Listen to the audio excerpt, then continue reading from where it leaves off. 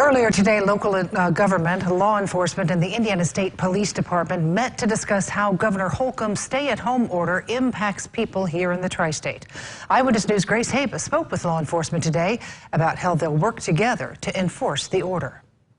As concerns continue to spread regarding COVID-19, today both state and local law enforcement announced new steps they're taking to help enforce the stay-at-home order for the Hoosier State issued by Governor Eric Holcomb. I'd like to start off by saying we all are going to be okay. What we are telling the residents is that we are asking them for voluntary compliance with the governor's emergency order. State and local law enforcement coming together to combat the spread of COVID-19. Law enforcement here, we're not going to be stopping people randomly.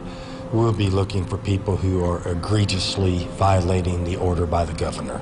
And if you're doing something so egregious, you may be cited and are arrested for violating the emergency order.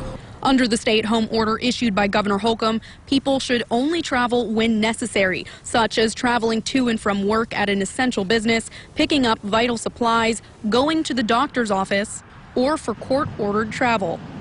While law enforcement officers have enormous powers afforded to them by our Constitution and state statutes, we must and we will use discretion with any enforcement during this unprecedented time. According to Indiana State Trooper Sergeant Todd Ringel, those caught violating the order and who refuse to comply could be charged with a Class B misdemeanor. Law enforcement will also be keeping a closer eye on restaurant and bar operations moving forward. We are being more vigilant. If they've said to shut down, you should be shut down. So we'll be monitoring restaurants, bars, and things like that to ensure that if they're not supposed to be having inside dining or inside service, that they're abiding by that rule.